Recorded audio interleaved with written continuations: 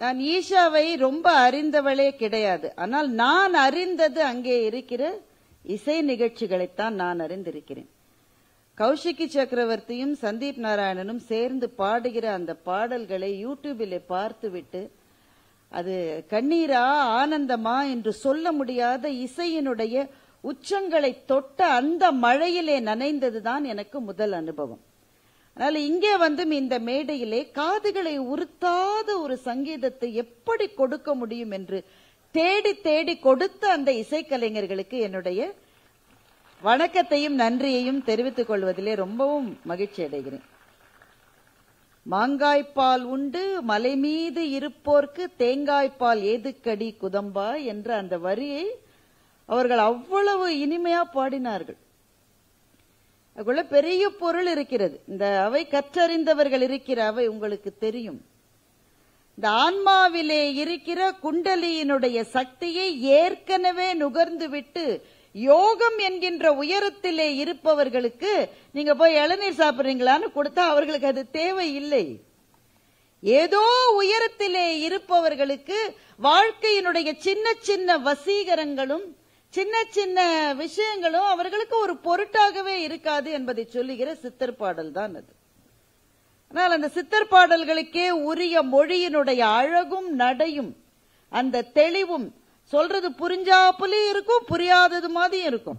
வரும் ஆனா வராது மாதிரியே அந்த பாடலை அதற்குள்ளே நம்மை இழுத்து கொள்ளக்கூடிய சக்தி வாய்ந்த அந்த பாடல்களை அந்த இளைஞர்கள் அவ்வளவு சிறப்பாக இசைத்ததற்கு இந்த அவையினுடைய ஒரு மூட அவங்க தான் உருவாக்கினார்கள் என்று நான் நினைக்கிறேன். திரும்பவும் அவர்களுக்கு நன்றி. இங்க நான் ரொம்ப சுருக்கமாக பேசுகிறேன். பெரிய பேச்சாளர்களா இருக்கிற போது எனக்கு பேச தெரியாது என்று சொல்லிவிட்டு வாழ்க்கையினுடைய மிக ஆழமான பொருளை சொல்லி சென்றிருக்கிற இனிய சகோதரர் கிருஷ்ணா ஸ்வீட்ஸ் முரளி அவர்களும் சரி, தனக்கு ஏற்பட்ட அனுபவங்களின் வாயிலாக வாழ்க்கையை அறிந்து கொள்வதை பற்றி சொன்ன சுஹாசினி அவர்களும் சரி, ரொம்ப மிகச் சிறப்பாக இந்த புத்தகத்தை பற்றி பேசிய முத்தையாவும் சரி, எனக்குள்ளே ஒரு பதட்டத்தை ஏற்படுத்தி இருக்கிறார். என்ன பேசுவது இந்த அவையிலே, கற்றறிந்தவர்கள் இருக்கிற இந்த அவையிலே என்ன பேசுவது? அதனால வெளியிலிருந்து இருக்கிற ஒருவர் இந்த புத்தகத்தை பற்றி பார்க்கிற பார்வையில் அவர்களுக்கு என்ன கிடைக்கிறது என்பதைத்தான் இந்த அவையிலே ரொம்ப சுருக்கமாக நான் சொல்லலாம் என்று இருக்கின்றேன்.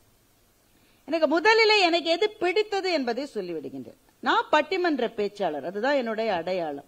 என்னை அறிமுகப்படுத்திய சகோதரி என் மீது இருக்கிற பெரும் கருணையின் காரணமாக என்னை ஒரு எழுத்தாளர் என்று சொன்னார். சில தவறுகளை நீங்கள் மன்னித்து விடலாம்.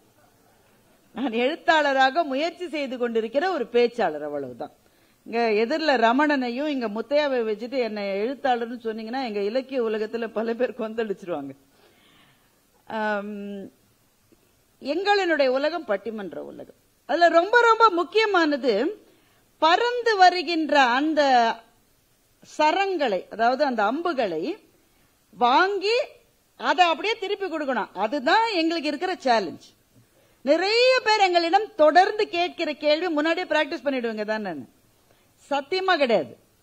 ஏன்னா நாங்க பிராக்டிஸ் பண்ணி இங்க நாடகம் நடத்தினால் அதை கூட கண்டுபிடிக்க முடியாதவர்கள் ஆடியன்ஸ். தயாரிக்கப்பட்ட உரைக்கும் ரிஹர்சல் பண்ணி செய்யற டிராமாவுக்கும் ஸ்பான்டேனியஸா வர்றதுக்கும் வித்தியாசம் தெரியாதவர்கள் நம்முடைய ஆடியன்ஸ். அறிவார்ந்த ஆடியன்ஸ் தானே அவங்க. அதனால அந்த இடத்துல வர்றதுதான். அப்ப அப்படி பார்க்கிற போது சத்குரு அவர்களிடம் ஒரு பெண் ஒரு கேள்வி கேட்டார்.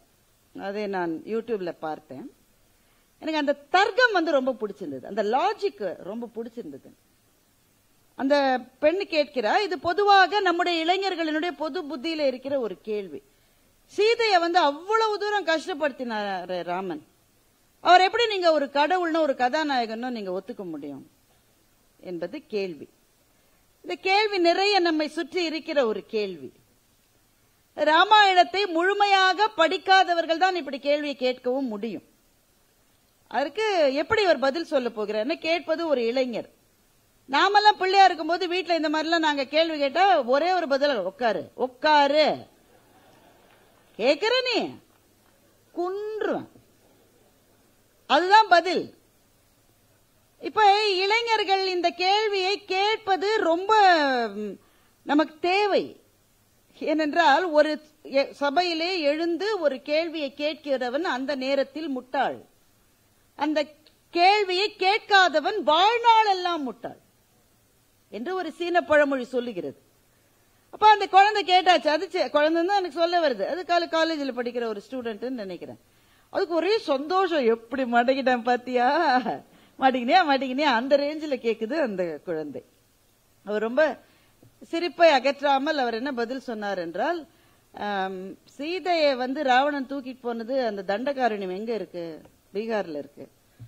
எங்க கொண்டு போய், அவருக்கு புஷ்பக விமானம் இருந்தது, கொண்டு போய் இலங்கையில வச்சுட்டார். பீகார்ல இருந்து இப்ப suppose you are married tomorrow and somebody has abducted you, wouldn't you expect your husband to come and at least make an attempt to save you? இவ்வளவு தூரம் நடந்து அவளுக்காக அந்த கணவன் காதலாகி கசிந்து கண்ணீர் மல்க, கம்பராமாயணத்துல பெரும்பாலான பாடல்கள் ராமனுடைய காதலை சொல்லுகிற பாடல்கள். ராமனுடைய பெருங்காதல் தான் கம்பராமாயணத்திலே மிக அதிகமாக பேசப்படுகிறது. நம்ம அதை படிக்காததுனால நமக்கு என்ன இம்ப்ரெஷன் வருதுனாக்க, சீதையை ராமன் கஷ்டப்படுத்திட்டான், அப்புறம் எப்படி நல்ல தலைவர். அதற்கு சிரிச்சுக்கிட்டே நல்ல பதில் சொன்னார். அவ்வளவு தூரம் ஒரு கணவன் உன் தேடி வந்தா பாப்பா உனக்கு அது மகிழ்ச்சியா இருக்காது, அவனுடைய கணவனே அப்படி வர வச்சுக்கோ, உனக்கு மகிழ்ச்சியா இருக்காதான்னு கேட்டா அந்த பொண்ணுக்கு என்ன பதில் சொல்றதுன்னு தெரியல.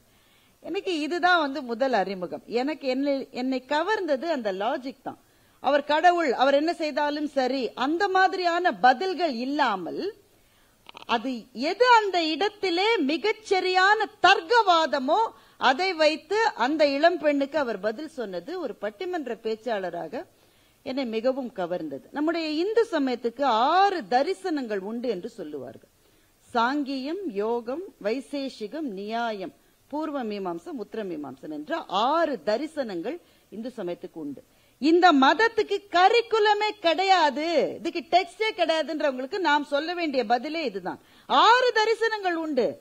இதுல ஒரு முறை வெறும் சம்பிரதாயங்களை சொல்லுவது, இன்னொரு முறை எதுவுமே சம்பிரதாயமே தேவையில்லை என்று சொல்லுவது. இந்த ஃபுல் ஸ்பெக்ட்ரம் இருக்கு இதுல. அதிலே நியாயம் என்று ஒரு தரிசனம் உண்டு. இந்த நியாயம் என்ற தரிசனமே லாஜிக், தர்க்கத்தின் மூலம் நிறுவுவது.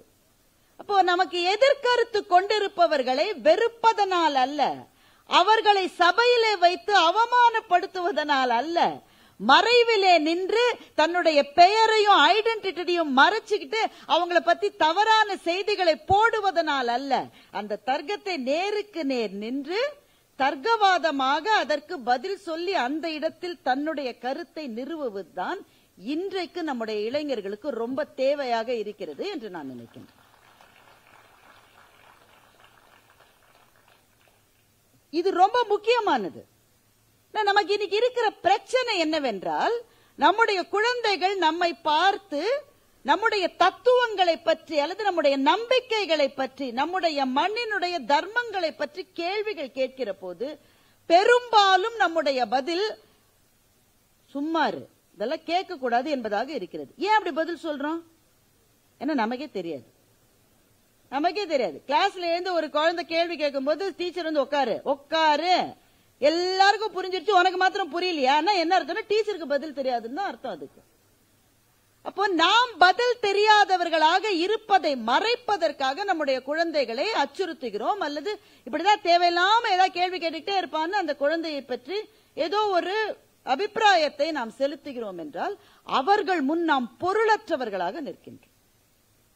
பொருளற்றவர்களாகவும் இந்த உலகத்துக்கு பொருத்தமற்றவர்களாகவும் நாம் நிற்கின்றோம். அப்ப அவர்கள் இருப்பதாக அவர்கள் நம்பிக்கொண்டிருக்கிற அறிவுலகத்தில் நமக்கு என்ட்ரியே கிடையாது. இதுதான் இன்றைக்கு இருக்கிற யதார்த்தம். அவர்கள் அறிவுலகத்தில் இருக்காங்களான்றது வேற டிபேட், அது தனியா பேசலாம். ஆனா அவர்கள் அப்படித்தான் நம்புறாங்க. நான் இருக்கிற இந்த இன்டெலெக்சுவல் ஸ்பேஸ்ல உனக்கு வாசல்ல கூட நீ நிக்க முடியாதுன்றாங்க.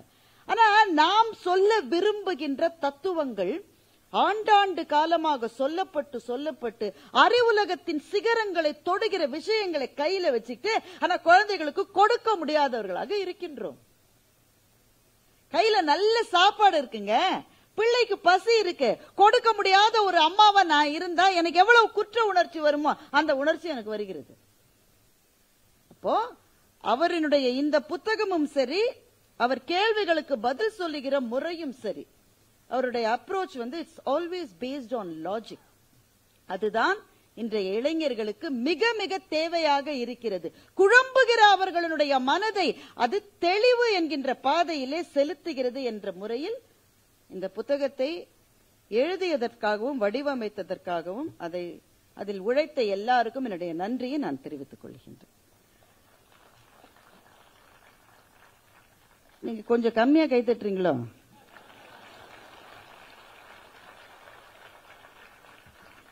இல்ல, ஏன்னா எனக்கு கைத்தட்டுறதுக்காக நான் சொல்லல. இத முதல்லங்க தமிழ் பெருவழியில் வருகிற புத்தகங்களை பற்றி ஓரளவு எனக்கு தெரியும் என்ற முறையில் நான் சொல்லுகிறேன்.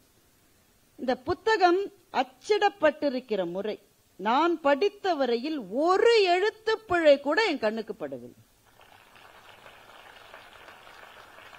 ஒரு எழுத்துப்பிழை கூட எனக்கு கண்ணுக்கு பட.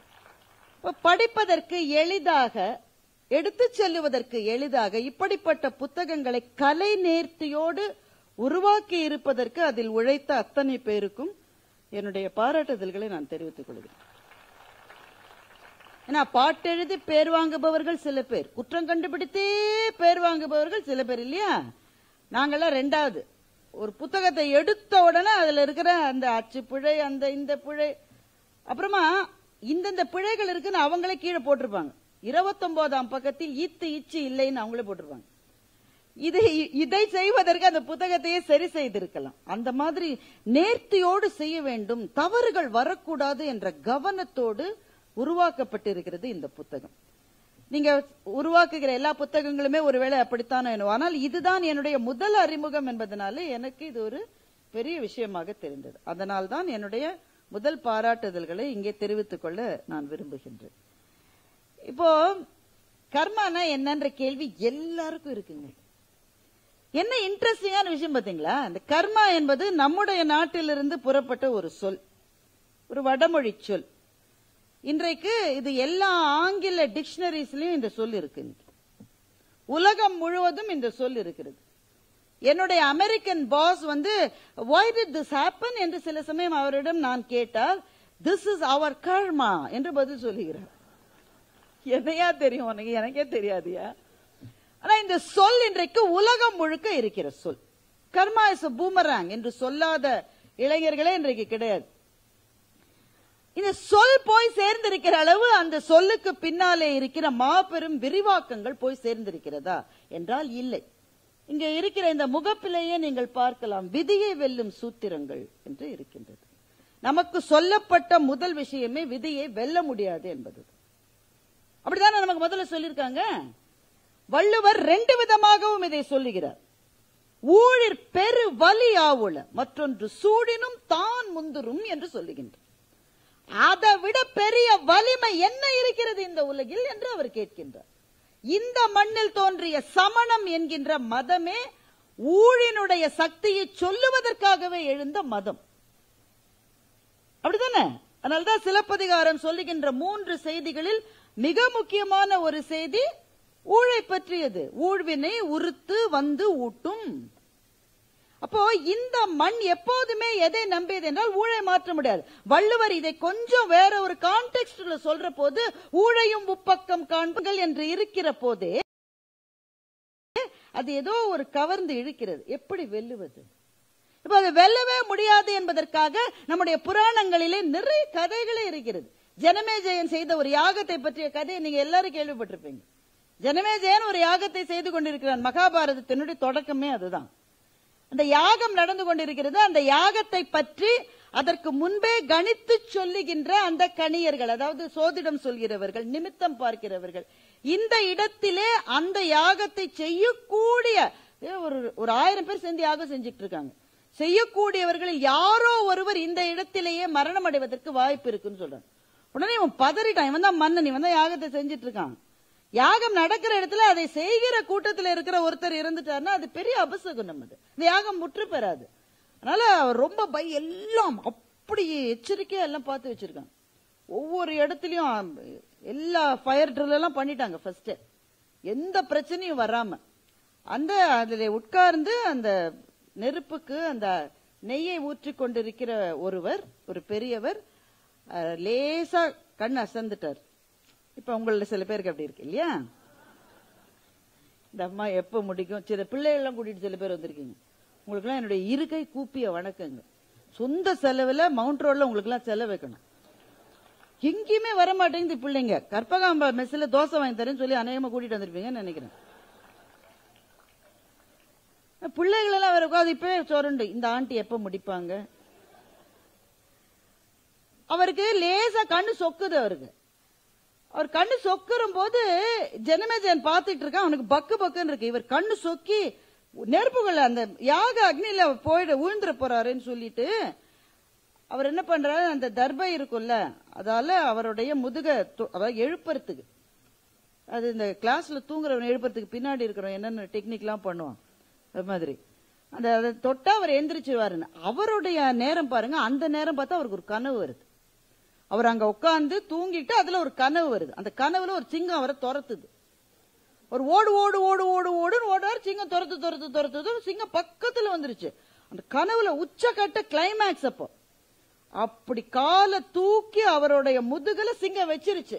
அந்த நேரம்னு பார்த்து இந்த குச்சியை அவர் முதுகுல இவர் வைக்கிறார். சிங்கம் தான் அந்த முதுகுல கால் வச்சிருச்சுன்னு ஐயோன்னு குதிச்சு அந்த நெருப்புல விழுந்துட்டார் என்று ஒரு கிளைக்கதை. இது மகாபாரதத்துல வியாசர் எழுதியதாக எனக்கு தெரியவில்லை. ஒரு கிளைக்கதையில இது சொல்லப்படுகிறது. இந்த கதைகளை மாதிரி நிறைய கதைகளை நம்ம கேட்டிருக்கோம். நீ விதின்னு ஒண்ணு இருந்தா அதை ஒன்னால மீறவே முடியாது என்றுதான் சொல்லி வருகிறார்கள். அப்போது விதியை வெல்லும் சூத்திரங்கள் என்று இவர் எப்படி சொல்லுகிறார் என்பதுதான் இந்த புத்தகத்தில் நம்மை இழுக்கின்ற இன்குவிசிட்டிவா நம்ம இருக்கோம். ஏன்னா என்ன என்ன என்ன என்று தேடுகிற மனது இல்லாத வாழ்க்கை என்பது பாலை நில வாழ்க்கை. வள்ளலார் சொல்றாரு, தனித்திரு, பசித்திரு, விழித்திரு. 3 சொல்றாரு. ரொம்ப முக்கியமானது விழித்திரு. விழித்திரு தூங்காம நேரம் முழிச்சுட்டாரு, அது கிடையாது. பி இன்குவிசிட்டிவ். இது எதனால எதனால எதனால எதனால அந்த கேள்விகள் தான் வாழ்க்கையை சுவாரஸ்யமாக்குகிறது. அப்போ விதியை வெல்ல முடியும் என்று இவர் இந்த புத்தகத்திலே சொல்லுகிறாரா என்ற கேள்வியோடு இந்த புத்தகத்துக்குள்ளே நுழைந்தால் பல பல ஆச்சரியங்கள் காத்திருக்கின்றன. எல்லாவற்றையும் மிக விவரமாக சொல்ல முடியாது. அதுல ரொம்ப ரொம்ப மனதை கவர்ந்து அவர் சொல்லுகிற டெக்னிக்கை நான் கடைசியா சொல்ல போறேன். அதுக்கு முன்னாடி சின்ன சின்னதாக என்னை கவர்ந்த சில விஷயங்கள். ஒன்று, அவருடைய வாழ்க்கையே ஒரு ஒரு அட்வென்ச்சர், அதை தேடி போற வாழ்க்கை மாதிரி தான் இருந்திருக்கு. அதை பற்றி நான் முழுமையாக படித்ததில்லை. ஆனா இதுல ஒரு சம்பவம் சொல்றாரு. ஆடி பொன்னனம் அவர் சிறு பிள்ளையா இருந்த போது, 12-13 வயசுல இருந்த போது, ஒரு நாகப்பாம்பை பிடிச்சு அவருடைய ரூம்ல அவருடைய படுக்கைக்கு பக்கத்துல ஒரு கண்ணாடி ஜாடியில வச்சு வளர்த்து வந்திருக்காரு. 12 அடி பாம்பு. அந்த பாம்பை வச்சிருக்காரு. ஆனா அவங்க அப்பா அம்மாவுக்கு தெரியாம அதை வச்சிருக்காரு. இப்போ ஒரு நாள் புசு புசுன்னு அது ரொம்ப சத்தம் போட்டிருக்கு. இவர் வீட்டுல இல்லாதப்போ அப்பா அம்மா அதை பார்த்து பதறி ஏறி ஒருத்தர் ஸ்டூல்ல நிக்கிறாராம், ஒருத்தர் சேர்ல நிக்கிறாராம். அந்த பாம்பை வெளியில கொண்டு வந்துட்டாங்க. அந்த நேரம்னு பார்த்து பக்கத்துல இருக்கிற ஸ்கூல் வீட்டுக்கு பிள்ளைங்க எல்லாம் சூழ்ந்துருக்கு. எல்லாம் ஒரே பதற்றம், ஒரே இது. இவர் அப்பதான் சைக்கிள்ல வந்துட்டு இருக்காரு. போன டின்னு கட்டிடுவாங்க போல இருக்கு அப்படின்னு அவர் எழுதல. நான் நினைக்கிறேன்னா இந்த பாம்பை ஒரு பிள்ளை வீட்டுல வச்சு 12 வயசு பிள்ளை வளர்த்தா அப்பா அம்மா என்ன செய்வாங்கன்னு நான் யோசிச்சு பாக்குறேன். இப்போ இவருக்கு இந்த சம்பவத்துல முதல்ல தோன்றியது என்னன்னா எஸ்கேப், அப்படிதான் நமக்கு தோணும். ஆனா அவருக்கு தோன்றியது அந்த பாம்பை தான் இழந்து விடக்கூடாது என்று அவருக்கு தோன்றியது. பாம்பு என்னுடைய நண்பன் என்று எழுதுகின்றார்.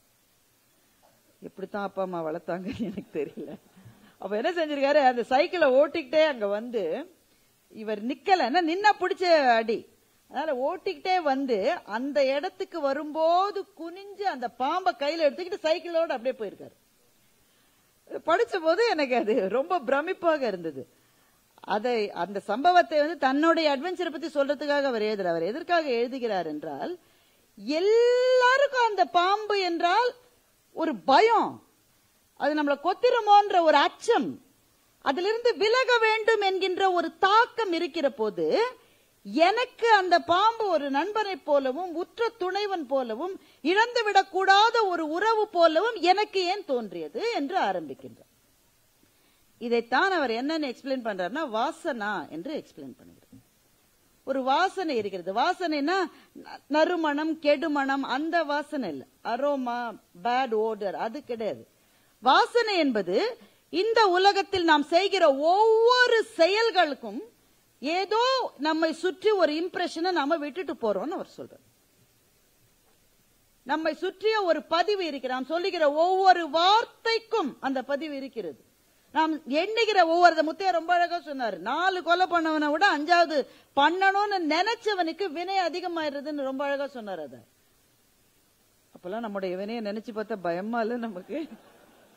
இந்த மாதிரி அதிர்ச்சிகரமான விஷயங்களை மேடையில் சொல்லாதீர்கள் முத்தையா.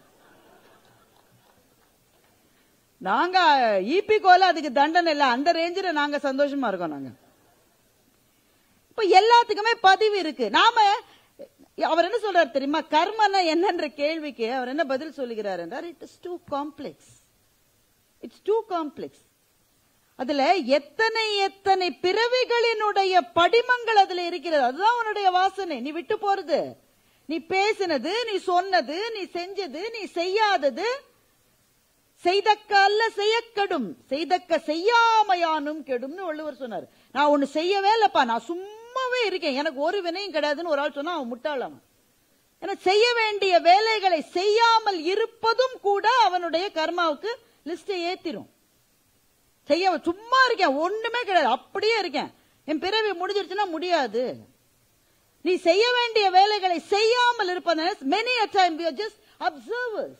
குர்ச்சரந்தா சொல்லுகின்றார், the violence of the minority and the silence of the majority, இந்த ரெண்டுத்தையும் பார்த்தா silence of the majority is worse than the violence of the minority என்று குர்ச்சரந்தா சொல்லுகின்றார். நான் எதுவுமே செய்யல, யாருக்கு என்னால பிரச்சனை இல்லை. உன் கண்ணு முன்னாடி ஒரு தப்பு நடக்கிறது, நான் எதுவுமே செய்ய மாட்டேங்க, வினை ஜாஸ்தியா இருந்தா நான் விரும்பல, நீ சும்மா இருந்தா அதுலயே அவனுக்கு வினை ஜாஸ்தி ஆகுன்ற. அப்ப நீ செஞ்சது, செய்ய வேண்டியதை செய்யாமல் இருந்தது, எல்லாம் சேர்ந்து உன்னுடைய வினையை அதிகரித்து கொண்டே போகிறது. இது பாருங்களேன், இந்த வினைன்னு ஒரு கான்செப்ட் எவ்வளவு சயின்டிபிக்கா இருக்குன்னு மாத்திரம் யோசிச்சு பாருங்க. அதை பற்றி சர்க்குரு இந்த புத்தகம் முழுவதுமே எழுதியிருக்கிறார். நம்ம 7ஆம் கிளாஸ்ல Newton's third law of motion படிச்சோம். Every action has got an equal and opposite reaction. இது படிச்சோம். இது நிறுவப்பட்ட ஒரு அறிவியல் உண்மை. கர்மான்றத, வினை என்றதை என்னன்னு புரிஞ்சுக்கிறதுக்கு ரொம்ப சிம்பிளா சொல்லணும், இவ்வளவுதான். நீ என்ன பண்ணாலும் கண்ணா திரும்பி வரும் கண்ணா, அவ்வளவுதான். Every action has got an equal and opposite reaction. அது திரும்பி வரும். சரி, நான் சிவப்பு சட்டை போட்ட போது ஒரு தப்பு செஞ்சுட்டேன், நான் சிவப்பு சட்டை போட்டுட்டு இருக்கிற மட்டும் எனக்கு பதிலுக்கு எதுவுமே நடக்கல, நான் தப்பிச்சுட்டேன்னா இல்ல, நீ நீல சட்டையை போடும்போது அது பதிலுக்கு வரும், அப்படிதானே? இந்த உடல் என்பதுதான் சட்டை. நீ இப்ப சிவப்பு சட்டை போட்டிருக்க, நாளைக்கு நீல சட்டை போடுவ. அது மாதிரி இன்றைக்கு இந்த உடல், அடுத்த பிறவியில் எந்த உடல் சொல்ல முடியாது. உயிர் அதே உயிர் தான். இந்த பிறவியிலே நீ செய்ததற்கான விளைவுகள் இந்த பிறவியிலே தான் வரணும்னு இல்ல, அடுத்த பிறவிக்கு நீ நீல சட்டை போட்ட போதும் அது வரலாம். ஆனா எப்ப வேண்டுமானாலும் வரும். இந்த கணக்குகளை கொஞ்சம் கூட தவறு செய்யாத ஏதோ ஒரு சூப்பர் கம்ப்யூட்டர் தன்னுடைய அடுக்குகளிலே பதிவு செய்து கொண்டு நம்முடைய கணக்கு வழக்குகளை பத்திரமாக வைத்திருக்கிறது. அப்போ நம்ம என்னதான் செய்வதுங்க? இப்ப நான் போன பிறவில செஞ்சதுக்கெல்லாம் நான் இப்ப என்ன பதில் சொல்ல முடியும்? நான் பதிலுக்கு என்ன செய்ய முடியும்? இதுல இருந்து எப்படி நான் மீண்டு வருவது? என்னுடைய குருநாதர் ஐயா இலங்கை ஜெயராஜ் சொல்வார், தீய செயல் செஞ்சா தான் வினை வரும்னு கிடையாது, நல்ல செயல் செஞ்சாலும் வரும் பாரு. என்னங்கப்பா இது? நாங்க தீய செயல்களினுடைய தாக்கத்தை குறைப்பதற்கு தானே நல்லது செய்யணும்ன்றோம். அப்ப நல்ல செயலை செய்தால் நல்வினைக்கான பயனுக்காகவும் திரும்ப பிறவி வரும்னு அவர் சொல்லுவார். அப்ப நல்வினையை செய்து செய்து செய்து நல்ல செயல்களை செய்து செய்து அந்த பிறவி ஏதோ ஒரு கட்டத்திலே அந்த கணக்கு வழக்குகளை முடித்து அது மேலே போய் சென்று சேருகிறது. சத்குரு இந்த புத்தகத்தில் என்ன எழுதுகிறார் என்றால், இதுக்கு என்ன தேவை உனக்கு என்று எழுதுகின்றார். அத ரொம்ப ஆக்கப்பூர்வமாக விவாத பொருளாக வைத்து எழுதுகின்றார். அது சொல்ற விதம் ரொம்ப ரொம்ப அழகா இருக்கு. நம்முடைய மரபுல நீங்க பாருங்க, ப்ரீடெஸ்டைன்ட் ஒப்பீனியன்ஸ்னு நம்ம மேல வலியுறுத்துவது நம்ம மரபே கிடையாது. இப்படித்தான், இதுதான் செய்யணும், இத தவிர நீ எது செஞ்சாலும் நீ சொர்க்கத்துக்கு போக மாட்ட, இதுவே நமக்கு கிடையாதுங்க. அது முதல்ல நம்ம புரிஞ்சுக்கணும். இதுதான், இப்படித்தான், இந்த கிடையாது நமக்கு. திருக்குறளுக்கே திரும்ப வரல. அவ்விய நெஞ்சத்தான் ஆக்கமும் செவ்வியான் கேடும் நினைக்கப்படும்னு வள்ளுவர் சொல்றாரு. அவ்விய நெஞ்சத்தான் ஆக்கம் நம்ம பாத்துக்கிட்டே இருக்கோம். ரொம்ப கேட்டவங்க, அவன் இருக்கிற திசையில புல்லு கூட முளைக்காதுங்க. ஆனா பாருங்க, நல்ல காசு வச்சுட்டு சந்தோஷமா இருக்கான். ஒன்னும் செய்ய முடியல, அவன் நல்லா தான் இருக்கான். நாங்களும் எவ்வளவோ நினைச்சு பாக்குறோம், இவனுக்கு ஏதாவது ஆகாதான். ஒன்னும் ஆக மாட்டேன், கல்லு மாதிரி இருக்கான். செவ்வியான் கேடும், பக்கத்துல இருக்கான் நல்லவன், நிறைய விஷயம் செய்யறான். ஆனா அவனுக்கு கெடுதல் வந்துகிட்டே இருக்கு. இந்த உலகத்துல இதை பாக்குறோம். அதான் அவர் சொன்னாரு, இன்னாதம்மை இவ்வுலகம் என்று அதைத்தான் சொன்னான். இந்த உலகத்துல நல்லதுன்றது ரொம்ப கிடையாது. இன்னாதம்மை இவ்வுலகம் அவ்விய நெஞ்சத்தான் ஆக்கமும் செவ்வியான் கேடும். வள்ளுவர் ஈஸியா சொல்லியிருக்கான், அவன் விதினாலன்னு சொல்லியிருக்கலாம், உன்னுடைய வினை பயன்னு சொல்லியிருக்கலாம். ஆனா வள்ளுவர் சொல்றாரு, it will be debated eternally என்று சொல்லுகின்றார். அவ்விய நெஞ்சத்தான் ஆக்கமும் செவ்வியான் கேடும் நினைக்கப்படும். தலைமுறைகள் தாண்டி இது விவாதிக்கப்படும். அந்த விவாதத்தினுடைய ஒரு மைல்கல் தான் இந்த புத்தகம் என்று நான் சொல்லுகின்றேன்.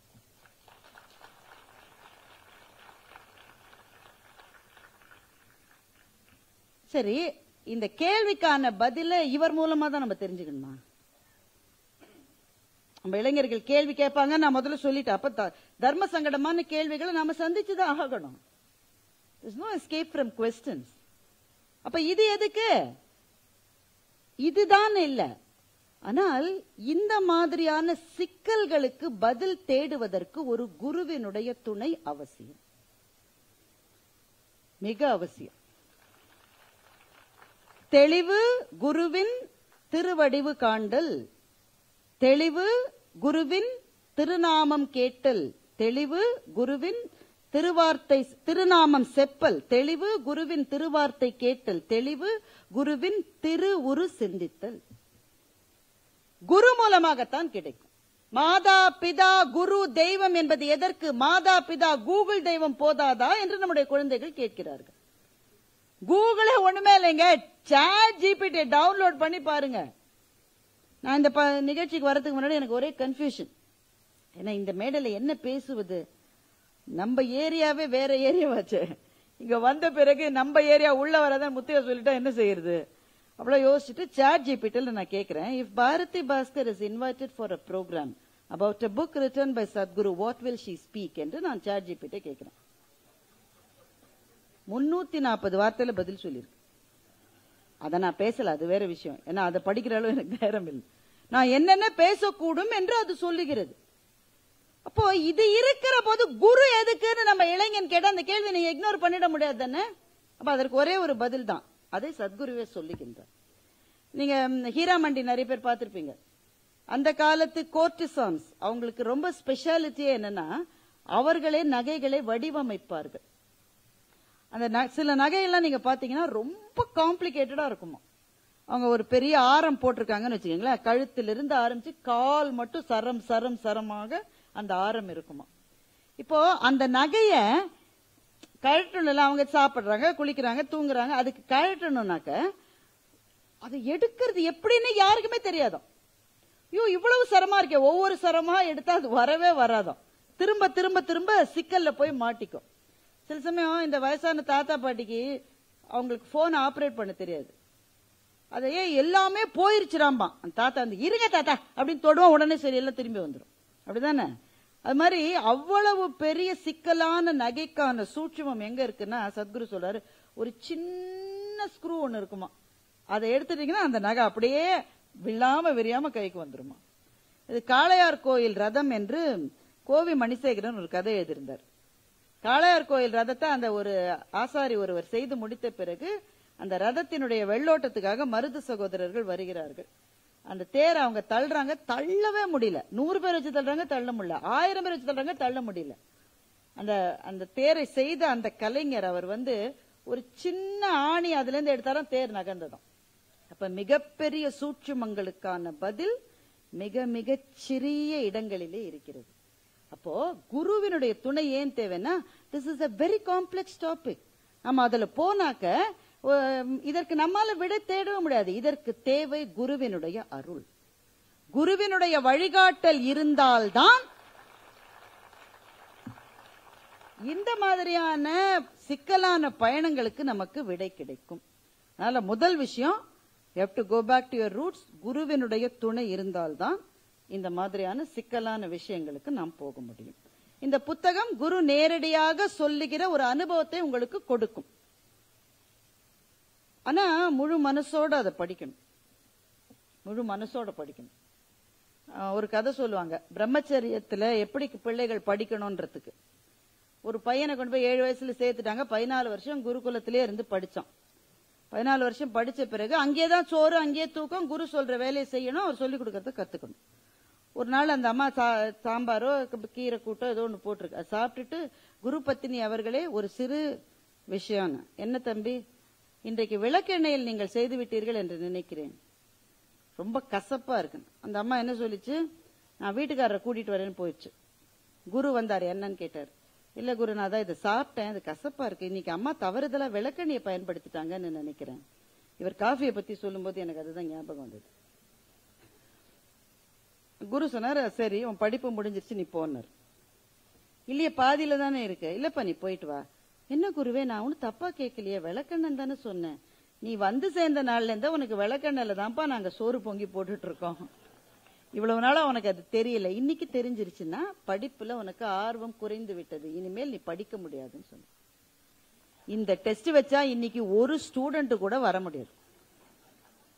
அப்போ முதல்ல இந்த மாதிரி விஷயங்களை படிக்கணும்னு இருக்கிற போது you should empty the cup.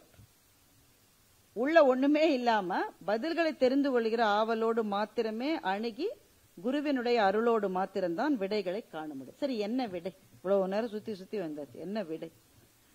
நீங்கள் தான் படித்து தெரிந்து கொள்ள வேண்டும். அதை நான் சொல்லிட்டு அப்புறமா அவர் சொன்ன மாதிரி புத்தகத்தை யாரும் வாங்க மாட்டேன். ஆனா ஒரே ஒரு தருணத்தை மாத்திரம் சொல்லி நான் முடித்துக் கொள்ளலாம் என்று இருக்கின்றேன். அவர் சொல்றாரு, எப்படி, how to get rid of karma. அப்ப அவர் கேட்கிறாரு, நீ யார்? நம்ம பார்த்து கேட்கிறார், நீ யார்? அந்த கேள்விக்கு எந்த தளத்திலே நான் பதில் சொல்வது? நான் ஒரு அம்மா, நான் ஒரு பேச்சாளர், நான் ஒரு எழுத்தாளராக முயற்சி செய்து கொண்டிருக்கிறவர், நான் ஒரு வங்கி பணியாளர், எவ்வளவு தளங்கள்ல இருந்து பதில் சொல்லலாம். ஆனா யார் நான்? நான் என்பது, அவர் சொல்றாரு, நீ என்பது உன் ஞாபகங்கள்னு சொல்ற. ஞாபகங்களை நீக்கிவிட்டால் நான் நானே அல்ல. கொஞ்சம் ப்ரொஃபவுண்டா இருக்குது இல்ல? ஆனா வேற வழி இல்ல. இந்த இடத்துக்கு இந்த பேச்சை கொண்டு வரதுக்கு தான் நான் இவ்வளவு நேரம் என்னெல்லாமோ ஜிலேபி சுத்திட்டு இருந்தேன். என் ஞாபகங்கள் இல்லை என்றால் நான் நானே அல்ல. என்ன ஞாபகங்கள்? செய்தது, செய்ய முடியாமல் போனது, வந்தது, வராமல் போனது, சுவைத்தது, சுவைக்காமல் போனது, கிடைத்தது, கிடைக்காமல் போனது, எல்லாம் நம்ம மனசுல இருந்துகிட்டே இருக்குல்ல. அப்படியே ஒரு கொந்தளிப்பு, ஒரு டர்புலன்ஸ். இந்த ஞாபகங்கள் தான் நான். சரி, ஞாபகங்களை தவிர நான் இல்லவே இல்லையா? இல்ல, இருக்கு, இன்னும் கொஞ்சம் இருக்கு. ஞாபகங்கள் அல்லது கனவுகள். நீ இங்கேயே இருந்துட்டு அடுத்த வருஷம்டா மச்சான் நான் ஒரு வீடு கட்டி அதுல போய் அடுத்த வருஷம் இருப்போமா? ஆனா நம்முடைய கனவுகள் பிரம்மாண்டமானவை. நாளைக்கு என்ன செய்ய போறோம்? இப்ப வீட்டுக்கு போய் பரோட்டா செய்யணும்னு எவ்வளவு பேர் காத்துக்கிட்டு இருக்கீங்க? ரெடியா இருக்கு, மாவு ஊற வச்சுட்டு வந்திருக்கு நிறைய பார்ட்டி. அடுத்தது என்ன செய்ய போறோம்? இரவு என்ன, நாளைக்கு என்ன, நெட்ஃபிளிக்ஸ்ல நாளைக்கு என்ன படம் பார்க்க போறோம், அடுத்த வாரம் என்ன செய்ய போறோம், அடுத்த வருஷம் என்ன செய்ய போறோம், 10 வருஷம் கழிச்சு என்ன. இந்த ஞாபகங்கள், கனவுகள் இரண்டையும் நீக்கிவிட்டால் நான் என்ற ஒரு தத்துவமே கிடையாது என்று அவர் எழுதுகின்றார். இப்படி சொல்லிட்டு அவர் நம்ம பார்த்து சிரிக்கிறார். எவ்வளவு முட்டாள்தனமா இருக்குல்ல இது. உன்னுடைய ஞாபகங்களும் உன்னுடைய கனவுகளும் தான் நீ என்றால் அந்த ரெண்டுமே உன் கையில இல்லையே. உன்னுடைய ஞாபகங்கள் முடிஞ்சு போயிருச்சு, எல்லாம் எவ்ரிதிங் இஸ் ஓவர். நீ வச்சு பார்த்துட்டு இருக்கலாம், ஆனா அது முடிஞ்சு போயிருச்சு. இந்த உலகத்தில் எது நின்றது? எந்த ஞாபகம், எந்த நினைவு நின்றது? எல்லாவற்றையும் காலம் என்கின்ற மகா அசுரன் தன்னுடைய வாயிலே போட்டு முழுங்கி விட்டான். பெரும் அரசர்கள் எங்கே? பெரும் செல்வந்தர்கள் எங்கே? யாருமே கிடையாது. அப்போ உன்னுடைய ஞாபகங்கள் என்பது கொஞ்சம் கூட யதார்த்தம் கிடையாது, முடிஞ்சு போச்சு. உன்னுடைய கனவுகள் அதே மாதிரிதான். நடக்குமா நடக்காதுன்னு உனக்கு எப்படி தெரியும்? அடுத்த நிமிஷத்துக்கு 1,00,000 சாத்தியங்கள் இருக்கிறது என்று இந்த புத்தகத்தில் எழுதுகிறேன். அடுத்த நிமிஷத்துக்கு 1,00,000 சாதி என்ன வேணா நடக்கலாம், என்ன வேணா நடக்கலாம். அப்போ நீ யார்? முடிந்து போய்விட்ட ஞாபகங்கள் ஒரு பக்கம், சாதியமா சாத்தியம் இல்லையா என்று தெரியாத கனவுகள் ஒரு பக்கம். இந்த ரெண்டுத்தையும் சுமந்துகிட்டு நீ வாழுகிற இந்த வாழ்க்கையில் உனக்கு இருக்கிற பெரிய பேகேஜே இந்த கர்மா தான். நீ என்ன செய்ய போறாத? அதுல இருந்து அதை இறக்கி வைக்க முடியுமான்னு அவர் என்ன சொல்றாரு, இறக்கி வைக்கணும்னு ஏன் நினைக்கிறன்னு கேக்குற. இதுதான் எனக்கு ரொம்ப இன்ட்ரெஸ்டிங். நாம் இதுவரை படித்தது எல்லாமே இறக்கி வைக்கணும்ன்றதுதான். இறக்கி வைக்கணும். ஒரு உதாரணம் சொல்றாரு. அவருக்கு ஒரு நண்பரா, அந்த நண்பர் போய் ரொம்ப ஆசைப்பட்டு ராணுவத்துல சேர்ந்துட்டார். சேர்ந்த பிறகு அவருக்கு என்ன வேலை கொடுத்திருக்காங்கன்னா சென்ட்ரி வேலை. ஒரு வாசல்ல, ஒரு அலுவலகத்தின் வாசல்ல ஒரு பெரிய துப்பாக்கி வச்சுட்டு காவல் காக்கிற வேலை அவருக்கு. அந்த ஆளால அந்த துப்பாக்கி தூக்கவே முடியல. உடனே போய் அந்த மேஜர் ஜெனரலை பார்த்து கேட்கிறாரு, ஐயா இந்த இடத்துக்கு எந்த ஆபத்துமே கிடையாது தானே? கிடையாது. அப்ப எதுக்கியா நான் துப்பாக்கியோட நிக்கணும்? வேணா சும்மாவே நிக்கிறேன்னு கேக்குறாரு. அந்த மேஜர் பதிலே சொல்லல. சரி துப்பாக்கி இல்லாம கையில தூக்க லேசா ஒரு குச்சியை வச்சுக்கிட்டு நிக்கட்டான்னு இவர் கேட்டிருக்காரு. அவர் அதுக்கும் பதில் சொல்லல. என்னங்கய்யா எதுக்குமே பதில் சொல்ல மாட்டேங்க, என்னால தூக்க முடியலையா? இந்த துப்பாக்கி கனமா இருக்குன்னு நீ நினைக்கிறல்ல, அந்த துப்பாக்கியே உன்னில் ஒரு பகுதின்னு நினைச்சு பாருன்னு அந்த மேஜர் சொல்லியிருக்காரு. இந்த ஒரு சின்ன விஷயம் அந்த ஆர்மிக்காரருடைய மனசுல அப்படியே ஒரு பெரு வெடிப்பு மாதிரி பதிஞ்சிருக்கு. மத்தவங்க எல்லாராலையும் தூக்க முடியாது, துப்பாக்கியை தூக்கிக்கிட்டு மணிக்கணக்கா நின்று இருக்காரு. என்ன நடந்தது? அவருக்கு உடம்புல ஸ்ட்ரென்த் ஜாஸ்தி ஆயிடுச்சா? இந்த பிடி வரம் உன்னுடைய பலம் ஜாஸ்தி இல்ல, துப்பாக்கி வெயிட் குறைஞ்சதா? இல்ல, அதே துப்பாக்கி அதே வெயிட். மனநிலையில் ஒரு சிறு மாற்றம். இந்த துப்பாக்கி என்னிலிருந்து வெளிப்பட்டது, என்னிலிருந்து வேறானது நினைச்சாதான் எனக்கு வலிக்குது. இது எனக்குள் ஒன்று என்று நினைக்கிற போது வலிக்க மாட்டேங்குது. நாம் தூக்கி சுமைக்கிற எல்லா சுமைகளுக்கும் இது ஒன்றுதான் மருந்து. எவ்வளவு சுமையை தூக்கிட்டு இருக்கோம்ல. பல பேருக்கு உடல்ல பிரச்சனை, அது விதிவசத்தினால் நடந்ததுன்னு மகாகவி பாரதி சொல்ற. தமிழர்கள் பல பேர் ஈரத்திலே இருக்கிறார்கள். பல பேருக்கு காய்ச்சல் அடிக்கிறது. ஏனடா என்று கேட்டால் விதிவசம் என்று சொல்லுகின்றான். அறிவில்லாதவர்களுக்கு விதி இப்படித்தான் இருக்கும் என்பதுதான் இறைவனுடைய முடிவு என்று பாரதி சொல்லுகின்றார். அப்போ நமக்கான பிரச்சனைகளை சத்குரு என்ன சொல்லுகிறார் என்றால், இது எதுவுமே வெளியிலிருந்து வரவில்லை. You are designing your own karma என்று சொல்லுகின்றார். நீ செய்வதுதான். இப்ப அந்த ஞாபகங்களும் கனவுகளும் இல்லாத இது ரெண்டுத்துக்கும் நடுவுல ஒரு மில்லி செகண்ட் இருக்கு பாருங்க, அதுதான் உங்க நிகழ்காலம். அந்த நிகழ்காலத்தில் விழிப்புணர்வோடு இருக்கிறீர்களா என்று நம்மை பார்த்து கேட்கின்றார். அப்படி ஒவ்வொரு நிமிடத்தையும் விழிப்புணர்வோடு இருக்க நீங்கள் பயின்றால் உங்களுடைய கர்மா என்ற பேக் உங்களுக்கு ஒரு சுமை இல்லை. அது ஏறாது, அது இறங்காது. அதை நீங்கள் அதோடு வாழ நீங்கள் பழகி விடுவீர்கள் என்று சொல்லுகின்றார். Really profound. இப்ப பாருங்களேன், இந்த அவையில் இவ்வளவு பேர் இருக்கீங்க, என்னுடைய பேச்சத்தான் நீங்க எல்லாம் கேக்குறீங்கன்னு ஒரு நம்பிக்கை எனக்கு. ஆனா உங்களினுடைய உடல் செயலாற்றாமல் இருக்கிறதா?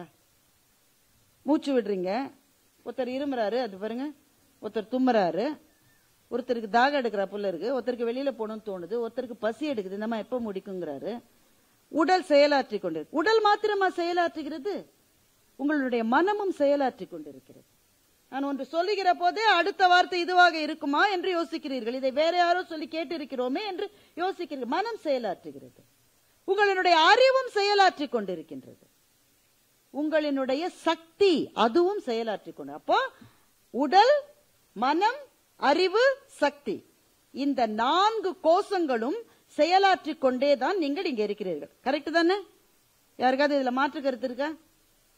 ஆனா இந்த 4ம் செயலாற்றுவதை கான்சியஸா பண்றீங்களா, அன்கான்சியஸா பண்றீங்களா? சத்குரு கேட்கிறார். உடல் செயலாற்றுகிறது. ஒவ்வொரு இது முதல் மூச்சு, உள்ளே இழு வெளியே அப்படியே மூச்சு விட்டுருங்க. இப்ப மனம் எதையோ சிந்திக்கிறது, கான்சியஸா இருக்கா அன்கான்சியஸா இருக்கா? அன்கான்சியஸா தான். அப்போ 1% வேணா கான்சியஸ் மைண்ட் இருக்கே தவிர 99 விழுக்காடு அன்கான்சியஸ் மைண்டோட தான் இங்க இவ்வளவு பேரும் நம்ம உட்கார்ந்து இருக்கோம். இவர் என்ன கேட்கிறார், அந்த 1% கான்சியஸ் மைண்ட் இருக்குல்ல, அந்த கான்சியஸ் மைண்டோட நீங்க எதை செஞ்சாலும் அதுல தப்பு வரத்துக்கு சான்ஸ் இருக்கான்னு கேட்கிறார். 99% அன்கான்சியஸா ஏதோ செஞ்சுக்கிட்டு என்னோட விதியே இப்படித்தான், எனக்கு அதிர்ஷ்டமே கிடையாது, நான் போற போதுதான் எல்லாமே முடிஞ்சு போயிடும், எனக்குன்னு ப்ரமோஷன் கிடைக்காது, எனக்குன்னு பாருங்க எதுவுமே சரியா அமையாதுங்க. 99 பொண்ணு பார்த்தா எல்லாருமே என்ன வேணான்ட்டாங்க. எனக்குன்னு எதுவுமே நடக்காதுன்னு சொல்றவன் எல்லாருமே என்ன தவறு செய்கிறார்கள் என்றால், எல்லாவற்றையும் அன்கான்சியஸாவே பண்ணிக்கிட்டு அதுல வர விளைவுகளை என்னுடைய விதி என்று சொல்லுகிறார்கள். சத்குரு சொல்லுகிறார், விதி என்று ஏதும் இல்லை என்று சொல்லுகிறார். விதி என்று ஏதும் இல்லை, நீ கட்டமைக்கிறாய் உன்னுடைய வாழ்க்கையை. நீ ஒவ்வொரு நொடியும் அந்த நொடியினுடைய ஒவ்வொரு பிரிவிலையும் கான்சியஸா இருக்கனாக்க அதனுடைய விளைவுகள் நீ உன்னுடைய விருப்பத்துக்கு எதிராக இருக்கவே வாய்ப்பில்லை என்று சொல்லுகிறார். இதுதான் இதுல இருக்கிற ரொம்ப ரொம்ப ப்ரொஃபவுண்டான ஒரு விஷயம். நொடிகளில் வாழ்வது. நண்பர்களே, நொடிகளில் நாம் வாழ்ந்திருக்கிறோமா? எந்த ஒரே ஒரு நொடியையாவது ஒரு நாளில் 24 மணி நேரத்தில் ஏதாவது ஒரு நொடி அல்லது ஒரு நிமிஷம் நாம் உட்கார்ந்து அந்த ஒரு நிமிடத்தை தவிர வேறு எதை பற்றிய சிந்தனையுமே இல்லாமல் ஒரு நாளில் ஒரு நிமிடமாவது நாம் இருக்கிறோம். நான் யோகா கிளாஸுக்கு போனேன். எங்க ஆபீஸ்ல யோகா கிளாஸ் ஏற்பாடு பண்ணாங்க. 1 hour ஜாலி தானே, அதனால போனோம். அங்க போன உடனே ஒரு இன்ஸ்ட்ரக்டர், அவருக்கு உதவி செய்யறதுக்கு ஒரு பெண்ணு, அவங்க 2 பேரும் இருக்காங்க. அவர் முதல்லயே எங்களுக்கு சாந்தி ஆசனம் சொல்லி கொடுக்குறாரு. சாந்தி ஆசனம் என்ன தெரியல, இருக்கிறதுலே சௌரியமானது அதுதான், எனக்கு தெரிஞ்ச ஒரே ஆசனம் அதுதான். உடனே படுத்து தூங்கலான்னு அவர் சொன்ன ஒரே ஒரு விஷயம், யூ ஷுட் நாட் ஸ்பீக். நாங்களே சலசலன்னு பேசிக்கிட்டே இருந்தோம். You should not speak. நாங்கெல்லாம் வாயை மூடிக்கிட்டோம். என்ன பேசக்கூடாதுன்னு சொல்லிட்டாரு இல்ல, அதனால வாயை மூடிட்டு இருந்தோம். ஆனா பேசாமல இருந்தோம். நான் உடனே மனசுல நினைக்கிறேன், கூட ஒரு பொண்ணு வந்திருக்காள், யாரா இருக்கலாம் அவ? வயசை பார்த்தா மனைவி மாதிரியும் இல்ல, மகள் மாதிரியும் தெரியல, அசிஸ்டண்டா இருப்போல. என்ன முடி, இந்த கேரளால இருந்து வந்தவங்களுக்கே முடி இப்படித்தான் இருக்கு, நமக்கு பாரு முதுகு கீழே இறங்க மாட்டேங்குது. கருவேப்பிலை தின்னா முடி வளரும்னு எங்கேயோ சொன்னாங்க. ஃப்ரிட்ஜில் கருவேப்பிலை இருக்கா? இன்னைக்கு வீட்டுல போய் கருவேப்பிலை. நான் பேசாம இருக்கேன். நான் இப்போது பேசாம இருக்கேன். அப்போ வாயை மூடினால் கூட மனதிலே ஒரு சொல் கூட ஓயவில்லை என்றால், நான் நினைப்பதெல்லாம் ஒன்று என்னுடைய நேற்றுக்கு போகிறேன் அல்லது என்னுடைய நாளைக்கு போகிறேனே தவிர அந்த நிமிடம் என்பதில் நாம் வாழுவதே இல்லை. சத்குரு என்ன சொல்கிறார்னா, கான்சியஸா உன்னுடைய யோகா சாதனாவில் உனக்கு எது கிடைக்கும் என்றால் அந்த நொடியில் மாத்திரமே வாழுகிற. அதை ஒரு முறை நீங்கள் அனுபவித்து விட்டால் போரும், அந்த ஆனந்தத்திலிருந்து உங்களால் மீண்டு வரவே முடியாது என்று அவர் சொல்லுகிறார்.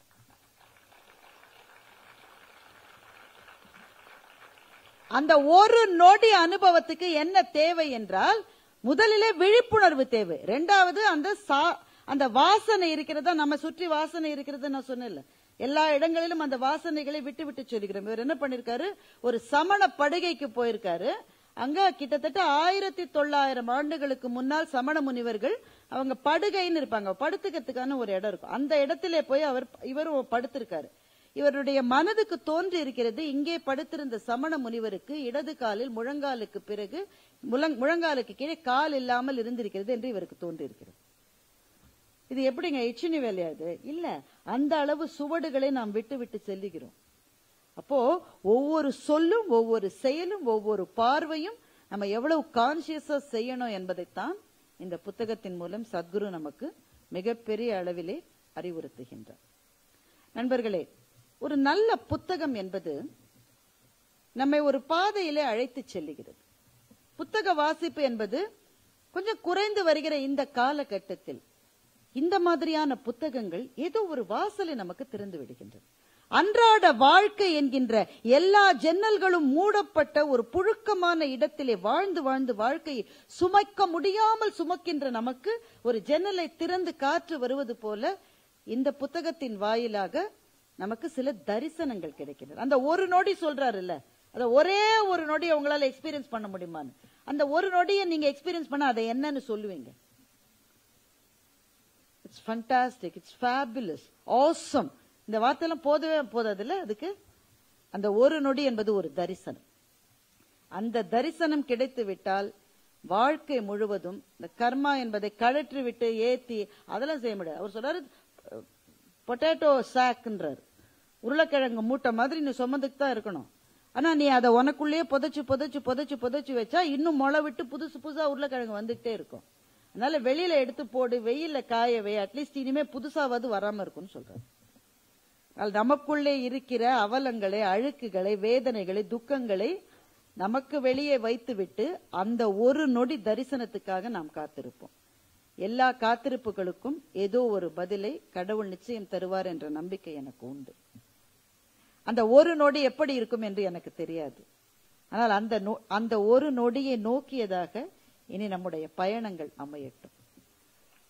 எங்கள் மகாகவி சொல்லுகிறார், தோன்றி மறைவது வாழ்க்கை, இதில் துன்பமோடு இன்பம் வெறுமை என்ற மூன்றில் எதுவரினும் களிமூழ்கி நடத்தல் பரமசிவ முக்தி என்று சொல்லுகின்றார். பாரதி ரொம்ப வித்தியாசமா யோசிக்க கூடியவன். வாழ்க்கையில 2 மனநிலைகளை தான் நாம இருக்கதான் நாம எல்லாம் சொல்றோம். ஒண்ணு சந்தோஷமா இருக்கோம், இல்ல அழுதுட்டு இருப்போம். இந்த 3வதா ஒண்ணு இருக்குன்ற மகாகவி பாரதி. தோன்றி மறைவது வாழ்க்கை, இதில் துன்பமோடு இன்பம் வெறுமை என்ற 3. இந்த வெறுமை என்ற உணர்வு வராதவர்கள் நம்ம யார்? யாராவது இருக்கோமா? நம்ம கூடவே எவ்வளவோ ஃப்ரெண்ட்ஸ் இருக்காங்க, எவ்வளவோ உறவுக்காரங்க இருக்காங்க, பக்கத்திலேயே இருக்காங்க. ஆனா கொடூரமான தனிமை என்பதை நாம் அனுபவித்ததில்லை.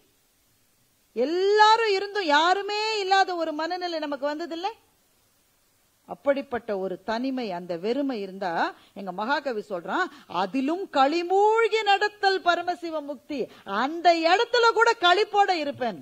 அப்படிப்பட்ட ஒரு களியாட்டமாக வாழ்க்கையை பார்க்கிற ஒரு குரு இந்த புத்தகத்தை எழுதியிருக்கின்றார்.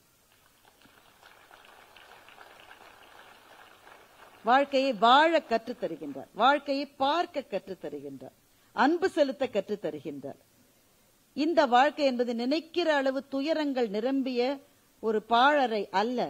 அதிலே ஒரு விளக்கை ஏற்றி வைத்து நம்முடைய எதிர்காலத்துக்காக வழிகாட்டுகின்றார். அந்த வகையில் இந்த புத்தகம் பல கேள்விகளை எழுப்பும், கேள்விகளுக்கான பதில்களை நம்மை தேடி போக வைக்கும். ஒரு புத்தகம் இதைவிட செய்யக்கூடிய மகத்தான பணி வேறு என்ன இருக்க முடியும்? ஒரு புத்தகத்தினுடைய இனிமை நமக்கு எப்போது தெரியும் என்றால் அதை மூடி வைத்த பிறகுதான் நமக்கு தெரியும். அதை மூடி வைத்த பிறகு நம்முடைய மனத்தில் அந்த புத்தகம் என்ன தாக்கத்தை ஏற்படுத்துகிறது என்பதுதான் ஒரு புத்தகத்தினுடைய வெற்றி. இந்த புத்தகத்தை மூடி வைத்த பிறகு எனக்கு தோன்றியது, அந்த ஒரு நொடிக்காக நான் காத்திருப்பேன் என்று தோன்றியது. நீங்களும் காத்திருங்கள். நன்றி, வணக்கம்.